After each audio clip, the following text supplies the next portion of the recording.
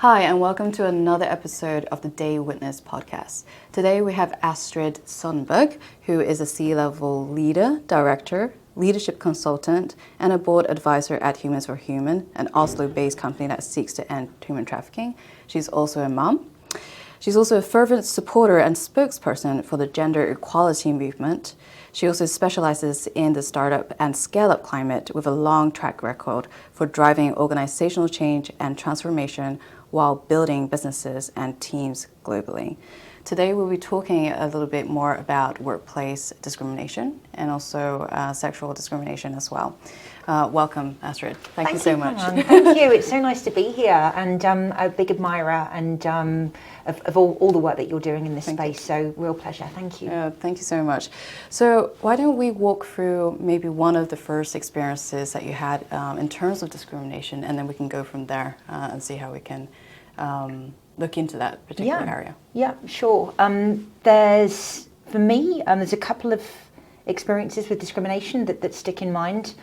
I think one of the first was when I was job seeking. I'm English, born and bred in England, as you can hear from my dialect. So I relocated here about 10 years ago, and despite the privilege that I carry as a white woman, as a native English speaker, I struggled to find work for a period of time. But I also have a very vivid memory of an experience whereby I was at a third interview stage for a really, really good job, could call it a dream job. And the CEO or the COO, I can't remember who it was, someone quite high up, was absolutely grilling me about my childcare. I had a sort of 10-month-old baby at the time, so I was getting ready to finish my maternity leave and come back to work. And I was grilled on what sort of childcare I had. Did I have family who would be able to look after my children in the event that I had to work late? And of course I didn't, because my parents are in England. And I just felt really, really uncomfortable by the questioning. And I was also so surprised in this sort of egalitarian country that a Norwegian CEO would bombard me with so many questions. I've also experienced here in Norway finding out that I've been unfairly paid compared to male colleagues. Not just on pay, but actually I found out once that I was the only woman on a leadership team who hadn't been offered the opportunity to participate in a share scheme. This is a very common occurrence that women are often left out of that. It's assumed that we might not be interested, we might not have the capital to invest in it. So that was another experience that sticks in mind. And the very worst of all for me has been experiencing toxic workplaces here, where I've seen sexual harassment, so-called boys' club behaviour being absolutely rife. And in that process, I've been bullied and frozen out and excluded. And I believe those experiences have been because I'm someone who likes to speak up against that kind of behaviour. And in one particular circumstance, I know they didn't like that. So it actually became worse when I did speak up and speak out against it, the sort of freezing out, the bullying, the harassment, the really micro-aggressive behaviour. Really, really unpleasant experience.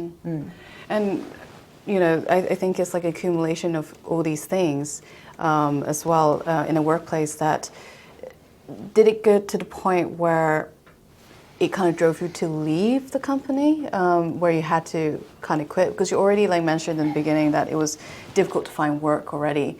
And then to be put into a company in such a toxic work environment and speaking up, and basically so much backlash, really. It really wanted to drive you out, basically. It kind of feels like that. Yeah. I mean, it was awful. It got quite bad for me, to the point where I felt like I was being pushed out as well. I mean, I was being pushed out. Yeah. There was no question about it.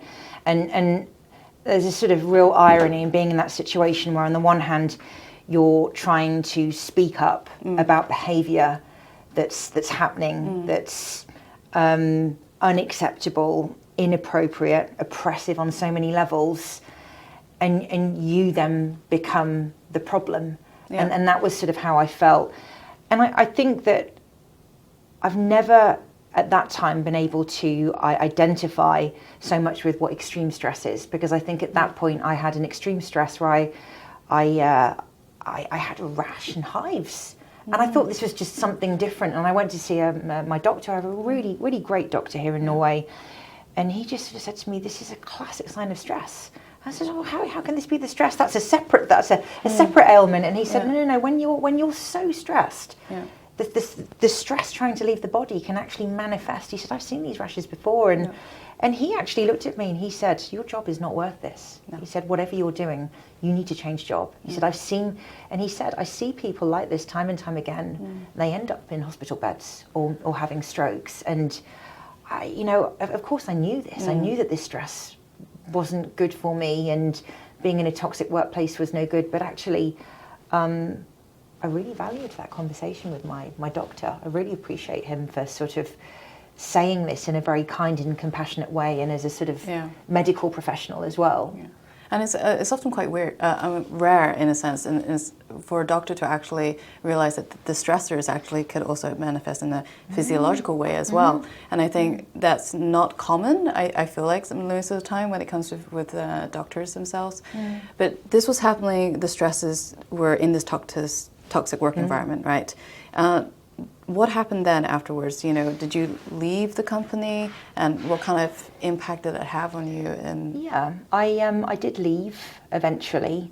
I'm a pretty tough cookie, I would say, but I left, and that all happened quite quickly because I'm a mom. I've got 3 children. I didn't want to be out of work.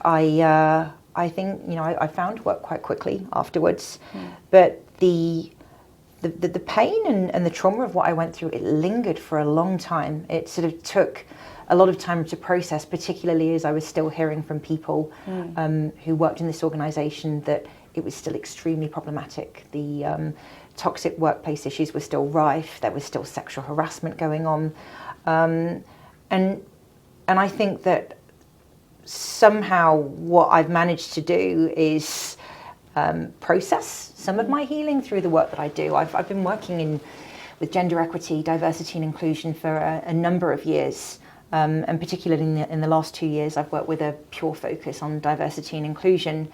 And I think that these experiences of this discrimination in the workplace, I think this has led to me going down a path of A, this work, but B, also becoming almost like an unexpected support and an advocate for people who've also been through this.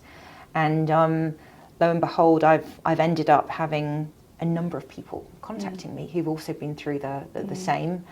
And that's just through network and connections and sort of, these quite organic circumstances. It's sometimes been husbands and partners who've called me to get advice. And I think that somehow that's been a really important focus for me, because I don't like centering myself in things, because I always realise that what I might experience is just a microcosm of what a lot of other people experience. So I think this healing through supporting and helping others has been something that's been sort of like my northern star and my guiding light, if you will call it that. Yeah.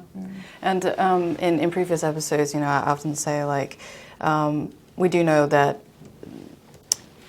we had so many, like, from other countries who are white, who feel privileged, and it's difficult for them to talk about their pain. And for me, having been listening to so many stories, like, I don't want to sort of compare pain, whether you're black and white or, me, yellow-skinned, I think we all experience something, and that needs to be validated. And I don't think,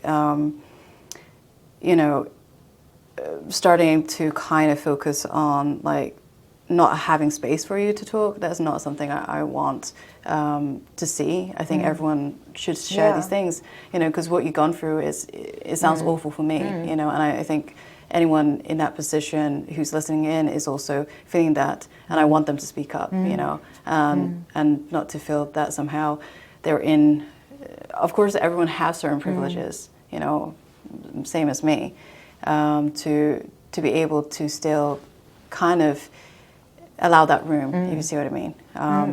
And so that's what I'm trying to say, and like to give that room to be able for anyone to really be able to speak about discrimination. And it is a tough topic, especially with sexual harassment, like you're talking as well, because I remember we had like a talk before this as well. Is a constant basis now, and it's still going, as far as I understand. There is almost no stop to it, almost. So I know that you're kind of helping others, you know, as a healing process, but who did you turn to?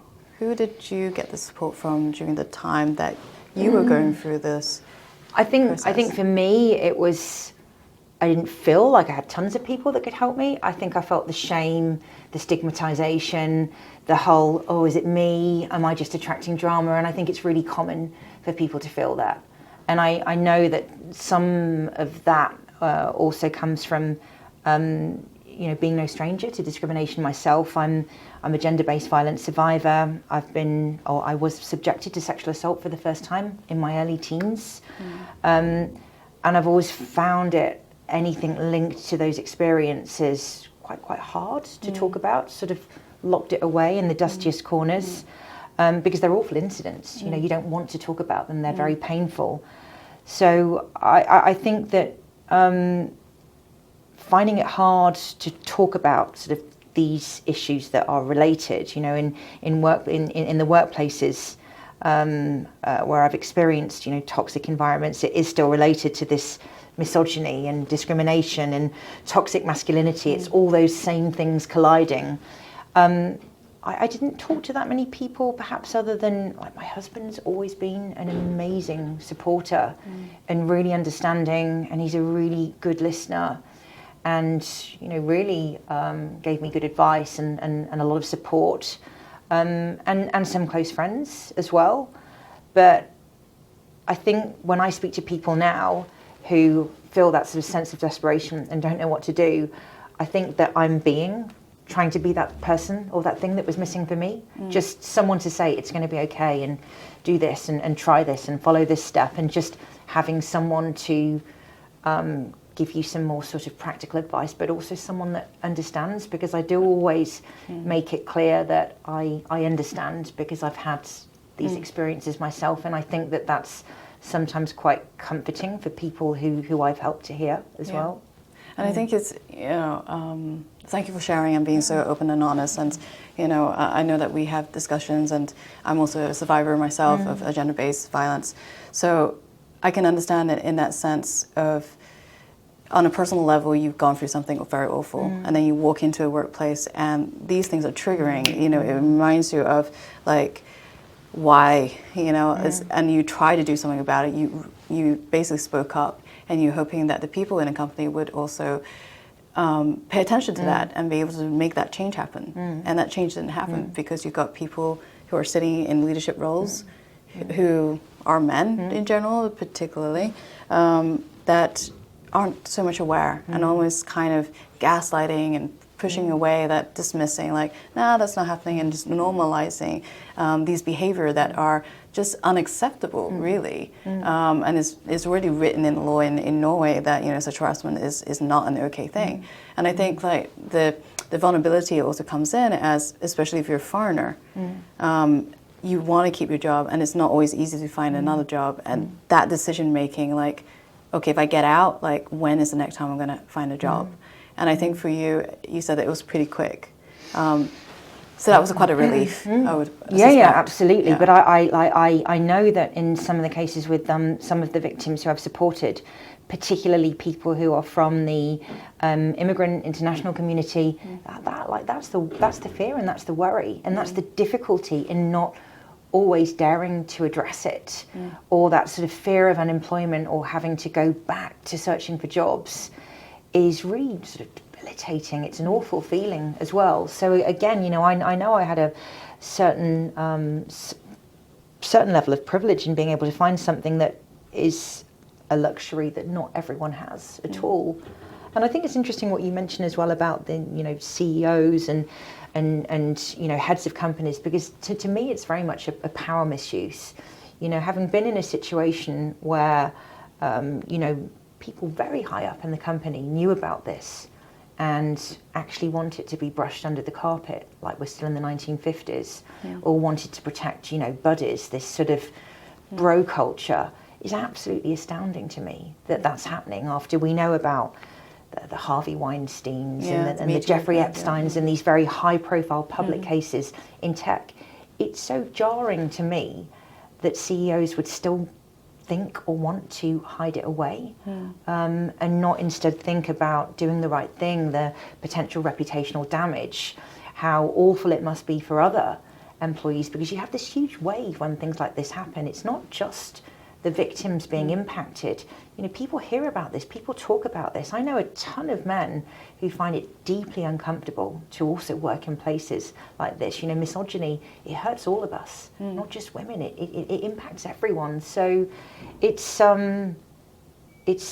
shocking and it's disconcerting that this still happens, particularly in sectors like tech, where I've been working for the last sort of 15 years. I think definitely in the tech and a startup, it's very, very male dominant, honestly. Like me being an entrepreneur and being in the startup scene, as well, it's and also you have to, I think that if you see the people who funds, startups, who are making those decisions as well. Is there a diversity up there? Is there people with, competency as well? And I think that kind of damages further if a woman who's a woman of color, whether it's working in a startup or whether they're founders as well, and then they have to deal with this. And I think, like you said, it impacts in so many different ways. And I remember speaking at the diversity summit, the Nordic Diversity Summit. You were really good. I saw you. Yeah, so I was mentioning this as well. I remember at that time, and I remember you were there and saying, like, could you imagine, like, a woman coming into your workplace, having to deal with all these other issues on top of that? Their personal life is probably falling apart. Maybe they have an abusive, like, husband or a partner, and then going to work, and it's a toxic work environment as well. That is compounded with all this trauma, and so it's kind of devastating, actually, to kind of have these issues kind of wiped under the carpet, as you said.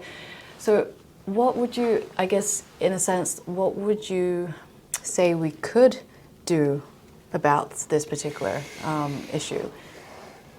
I mean, how did you help? What was the advice that you gave to those who were still working in that work environment that was still toxic and still being sexually harassed? I always, like, when I talk about it, I feel it's not very much that I do. I'm a voice on the end of a phone, and I speak to people whose their bravery amazes me. I think even picking up the phone and talking to me, or a husband of a victim called me the other day and asked me on behalf. I thought it was so brave that he was calling me, and I think where I try and start is advice on processes to follow. In several cases that I've worked on, I've been able to connect them with legal advice because they've actually needed lawyers, and I'm not a lawyer, and I can't do that. Right. I know the law, but I'm not a lawyer. I have represented a couple of people in meetings because they were so terrified about going. I've stopped people from being dragged into meetings potentially with their aggressor, which is like horrifying that happens, because at least I think I know how employment law works and what steps one follows in HR. And I think a solution really is that leaders need to attend training around this, anti-discrimination training, anti-racism, anti-sexual harassment. There are so many companies that can offer that. You've got Manifold Norge, you've got Diversify, many other companies that can offer this for leaders. Because these are the people in power who need to understand and act upon the discrimination. And there's even new legislation now which is making it even more important for employers to assess all the discrimination risks that they have in the company. It's called ARP, Activity and Reporting Duty. So as of 2021, every single company with more than 50 employees in Norway has to, in addition to a gender pay parity assessment, has to release information on how they are intentionally and proactively working towards diversity, equity and inclusion, and also how they are intentionally reducing the risk of discrimination. And that's starting from the premise that discrimination happens, it's rife in workplaces, so what do you do to mitigate that? Where are your risks?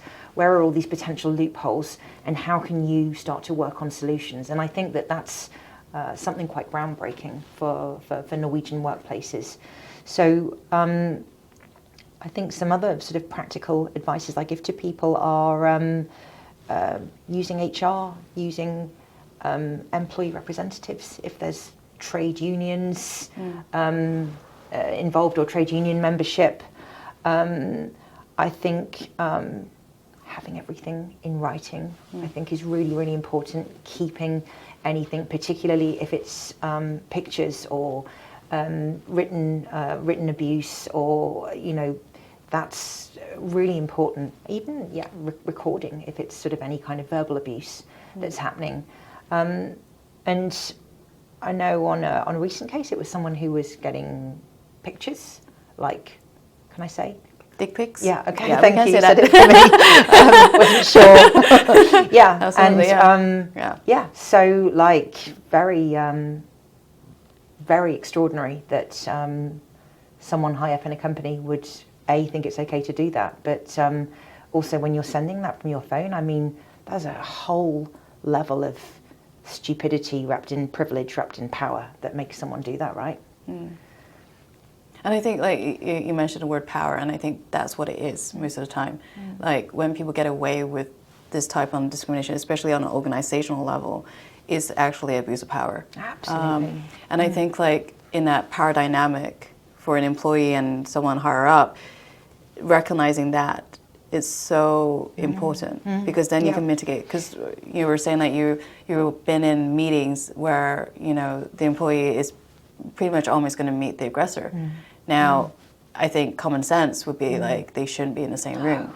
And for anyone to kind of want to put them in the same room, it just tells me that, one, it doesn't seem like they have any empathy, and secondly, like, kind of the premises of having this neutral basis that's like going like, guilty, and was it innocent until proven? Guilty, So for me, it's those little things, like you said, it's all those trainings, all those little things that actually adds up how the organization should be approaching discrimination, and having that awareness that it does happen and I think, I don't know how you feel about this, but in organization, if the HR manager is someone that you should be able to approach and get help from, but if they are also biased, the whole entire company is not working. Yeah, and this is really difficult because, I come from the people and talent space. Right. I try not to call it HR anymore because I think HR, it sounds so, So I'm a people and talent leader, but I know a lot of people refer to it as HR, and I think there's two sides. I've had a lot of people that, when I say I work in that field, most people normally tell me like the stories of the worst HR people they've ever met, and it was like, I'm like, oh gosh, I know, like I'm in the wrong profession, and because everyone has had a really bad experience. I like, it's really sort of mystifying to me, because I think that people in HR have this responsibility. They're supposed to be caring for people. That's my belief, but in some contexts, they're also gatekeepers. They're gatekeepers for CEOs.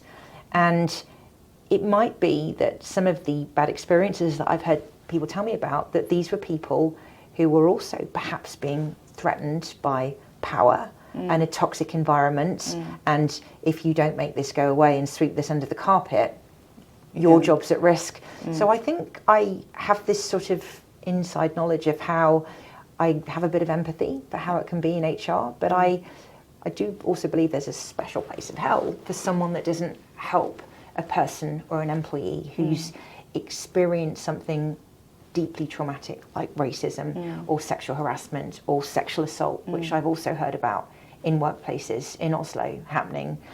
And I think it's really important that anyone in that situation knows that there are strong laws that mandate how employers and workplaces have to handle complaints, particularly if they're related to anything around, discrimination, racial or sexual discrimination, especially. And these have even been tightened recently by the EU whistleblowing procedures, which have led many companies to having to incorporate anonymous reporting tools. So there's a ton of them that are used. And at my previous company, I actually worked on a project where we implemented a tool which allowed this sort of safe and anonymous reporting where you cannot be identified in any way. And that's because we know that people who report, and it takes a lot of bravery, can suffer this fear of repercussions and threats. So if someone is in a workplace where they have that, then that's a tool that can be used where you can blow the whistle on something or support it in a safer way without this sort of fear of ramifications. And in workplaces that don't have that, then you are supposed to be afforded protection when you report something. I represented a woman recently who'd been asked to come into a meeting, and they'd left it several weeks since her complaint to even do anything about it because of sickness. And this is a pretty big company as well, and I was just so surprised on a sexual harassment case, which was some really serious allegations, so that it just sort of got left. So maybe there are some people in talent departments, HR departments, that also need to sort of brush up on their skills and their knowledge around how to handle this and how to also deal with and support people that have gone through this. And dealing on an urgent matter as well, because it's like you're literally leaving someone there who already complained about sexual harassment, and they're kind of left on their own in a company, still with the aggressor within the company, probably working in the same environment. And like you said, it's a month, whereas you probably have to go through so much of the emotional trauma and stress of like being in that same room with them that they probably, like you said, don't know about because they didn't have the right training and all that. And I think we touched on this the other day, actually, that in one case, I mean, it's a small detail, but it's encouraging, and this is perhaps something that other workplaces could do. One of the victims of sexual harassment who didn't want to stay, couldn't stay, felt it was absolutely impossible to continue working there because they weren't going to do anything about the aggressor. We did actually get therapy or mental health care that would be paid for a finite period of time afterwards, sort of embedded into the sluttpakke, or the exit package that she was given. I mean, none of this was fair because she didn't want to leave. Yeah. She loved her job, but she had to leave. She felt forced to leave because of what happened. And I'm not going to look at it through the rose-tinted glasses that she got a therapist paid for 12 months, but at least it's something. At least it showed that there was a recognition and an acknowledgement. And she needed therapy. She was deeply traumatized after what happened. So I was glad to hear that, and I hope more workplaces will do things like that and take those kind of actions. Do you see, like, because you're from the UK and you worked in the UK as well, do you see a difference, like how the UK handles this type of aspect in terms of discrimination, and also how Norway deals with it? Do you see a difference or similarities, or?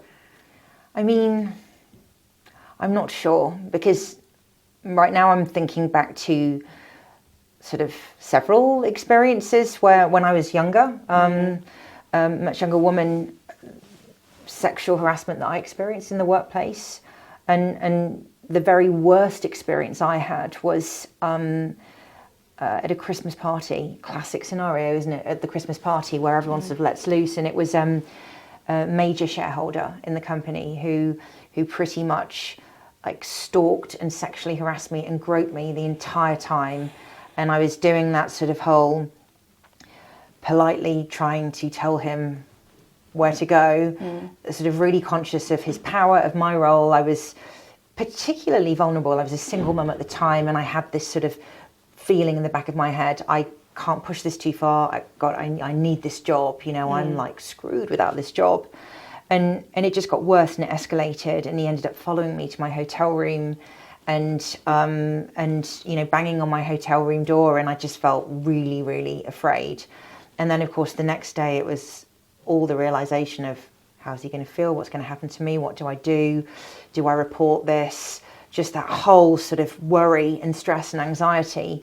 And I went to my leader at the time, who was compassionate, but sort of said, you can't do anything. And I said, why? And he said, he'll ruin you.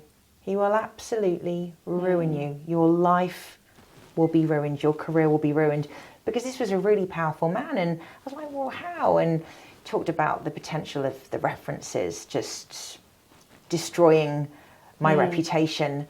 And I was like, that was a really awful realization, because I knew he could do all of that stuff to me. I was just a powerless young woman, a leader, doing well, but I was so vulnerable. And I left that company. This was not so long before I actually relocated to Norway. So then coming to Norway and seeing what I've seen, this is a very long-winded answer to your question, by the way. No, I don't think I do see any difference in the behaviour that happens, in the fact that workplaces are broken, that they are still full of some men that carry this toxic masculinity, and who are acting in this misogynistic way, which is harmful and hurtful. That isn't any different.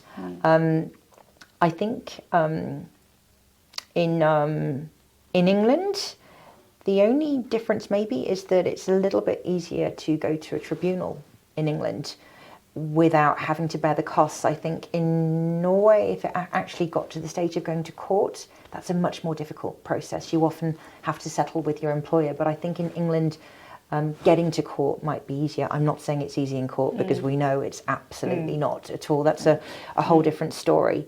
But I think it's rife, and I think it's rampant everywhere, to be honest. Come on. Yeah, I think it's what we could establish is it is a global issue in itself. And it also shows from what you're saying is that coming from the UK, you already experience a certain set of discrimination already there. And then you're coming here in Norway, you're just experiencing the same sort of thing again. It's accumulation again. And it's something that I kind of wanted, like, people often think discrimination is like a one event thing. I don't think it is. I think like the more I talk to people who come into the studio, is that it is accumulation of so many smaller bits. And even before they even come to Norway, there's already other stuff that's been happening as well. And they stop even being defining moments when they become that frequent. They just become the norm rather than the exception. That's the scary part, I think. I think that's the normalization as well. It's scary in many ways, And I think this topic touched me a little bit more deeper, in a way, the same way as you are. And I think sometimes when I look at it and go like, can we really do something about this? Can we really move this forward? It's like, it's not a topic that, or these things like just happened yesterday or happened today. This thing has been happening for decades, and yet somehow we're not there yet to kind of sort of solve it and deal with it in a proper manner. And I feel like, I don't know about you, but for me, like in Norway, I feel like they're still slightly behind on how to deal with this, assess this. There's still a culture of silence. There's still a culture of normalizing this kind of behavior. And I think culture can be hard to change in that sense. And you work with, organizational change and transformation. So how's that process for you then? Because now your work is all kind of really into the gender equality part. And it takes time to make that change happen. What's your wisdom out of it? What's your sort of, I don't know, in a sense, your mindset to make those systemic changes? I don't know. My thoughts on that are,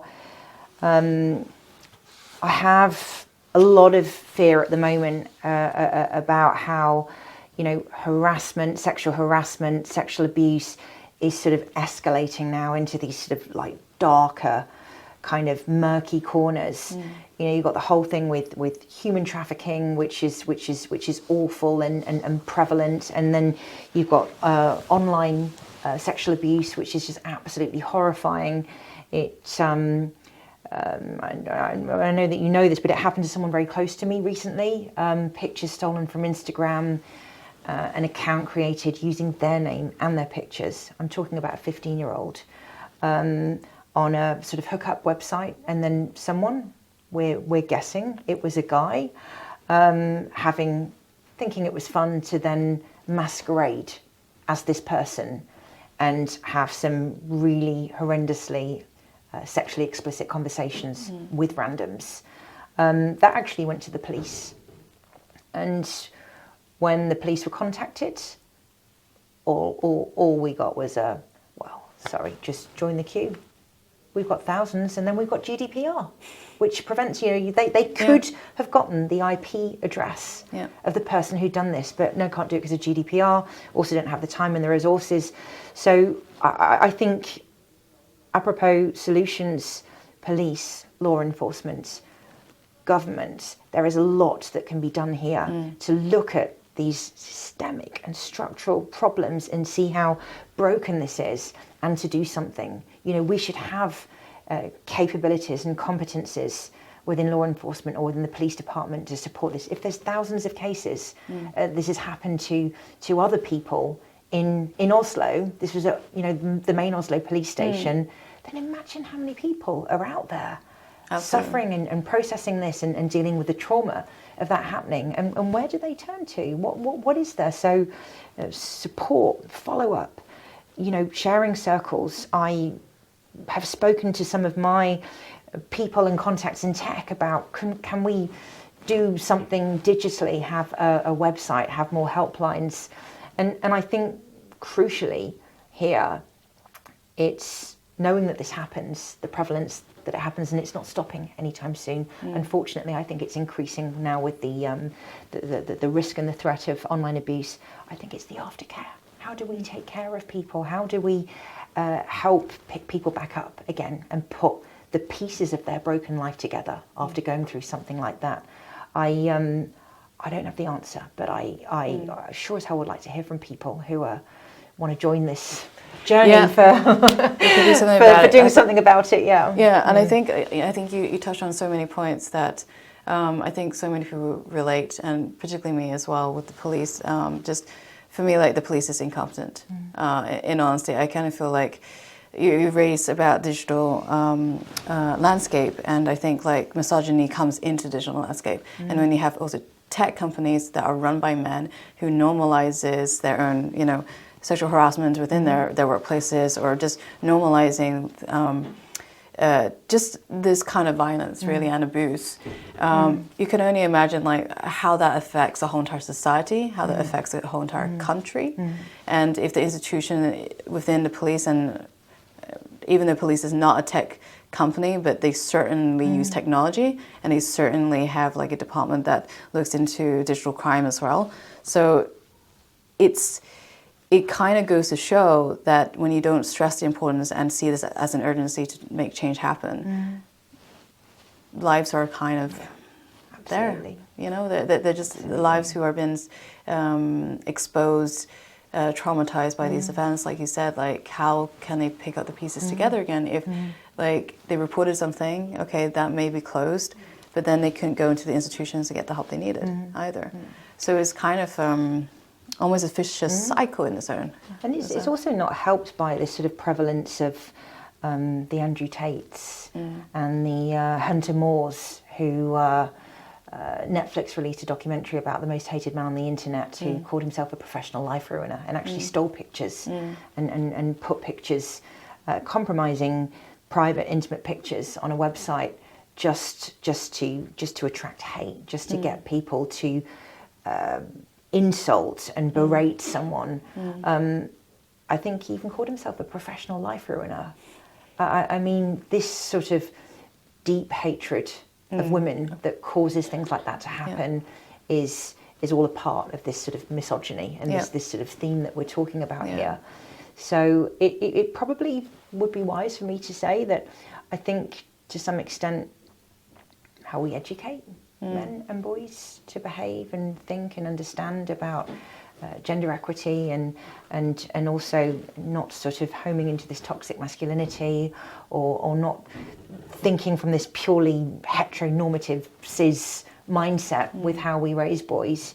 And I think one of my favourite quotes was, Jamila Jamil. She's a British actress, she's really cool. She did a great talk once where she's a feminist gender equity advocate, and I think the quote was, if I remember this rightly, appealing to parents of boys, and she said, "Do not let your boys learn about sex from watching you porn, because that is like letting them learn to drive a car through watching The Fast and the Furious," which I thought was a really good quote to sort of touch on how this misogyny, this objectifying, this hatred is also like a huge part of the problem that we have in the online and digital space.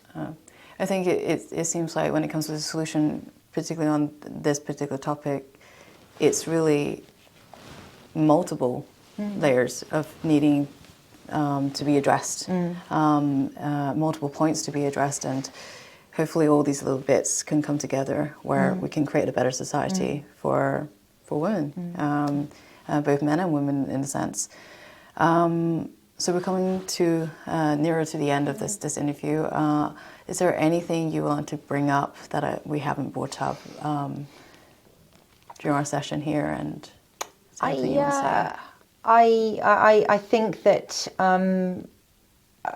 my sort of take home is really related to the work that you're doing here, and I find it incredibly inspiring what you're doing. I'm really grateful for the chance to come here and talk. I find it really difficult to talk and open up about experiences I've been through, but you have this very good knack of getting people to open up, so I appreciate that. And I also brought you some soup. I'm a big soup maker.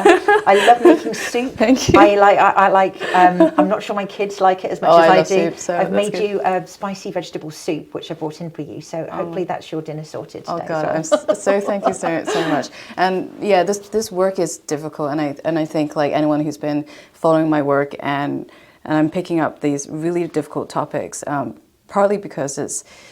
I see this issue quite a lot, and as a survivor myself on discrimination, and growing up with racism and also been attacked as well, it hits home, and I feel like if we don't talk about this, then we don't have some kind of documentation. When we don't have the documentation or the space to talk about these stories, that people don't really know. And I'm really coming to the point of seeing things slightly differently, and I think a lot of it is influenced by Michelle Tisdale's work. She's a social anthropologist, and she's documenting all these things. Like, I talk about these things, but I never really thought too much about it, other than the fact that I want to cover this. I wanted to have a spotlight. I want to know what can be done. What is the baseline? What is really happening? Because when people are not talking about it, so when we're not talking about it, people just go, it doesn't exist. And when I was working with Michelle Tisdale, she's a documentarian historian, she's actually looking at a lot of my work as a history sort of aspect look to it. And I realized how kind of important actually all of our own stories are, and being brave to share it. And I'm hoping that more can do that, really, to be able to share these. Because I don't think there is any shame. No. And I don't feel like anyone should ever feel guilty about these painful experiences. We all have them in different ways.